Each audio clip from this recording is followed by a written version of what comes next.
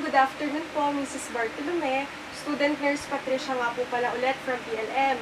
So today po, mapoproceed po tayo sa next yung assessment para po sa inyong fifth cranial nerve or tinatawag po natin trigeminal nerve.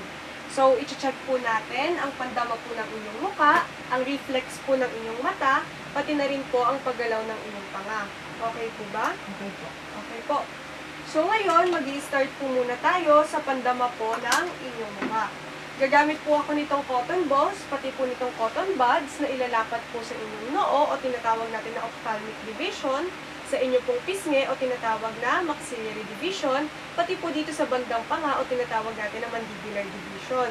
Okay po? Okay po. Okay, so pikit po muna kayo. Okay?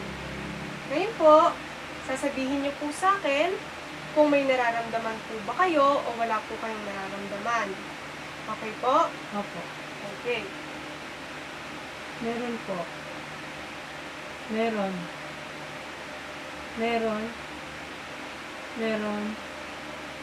Meron. Meron po. Okay po. So, next po, ito naman pong cotton buds ang inalapat ko. Sasabihin niyo po ulit sa akin kung may nararamdaman po kayo or wala po kayong nararamdaman. Okay po? Opo. Meron po. Meron. Meron. Meron. Meron. Meron po. Okay. Pikit pa rin po tayo dahil ang susunod naman po, sasabihin niyo naman po sa akin kung ang nararamdaman niyo po ba ay malambot o tumutusok po. Okay po ba? Opo. Okay po.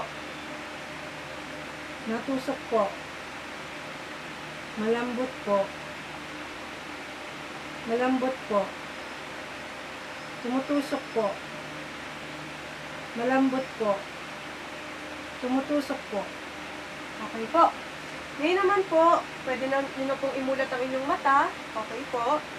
I-check naman po natin ang reflex po ng inyong mata. Gagamit po ulit ako nitong cotton balls na ilalagay lang po saglit sa gilid po ng inyong mata. Okay po, bukas lang po ng mata. Okay. Okay po. Ngayon naman po, i-check ko lang po ang inyong panga. Ang muscle po sa ating panga o tinatawag po natin na masseter muscle, pati po ang muscle dito sa bandang sentido o tinatawag po natin temporal muscle. Okay po. Okay, so okay lang po ba idikit po natin ang ngipin po natin, taas at baba? Nakadikit na po? Okay. Kakapait ko lang po.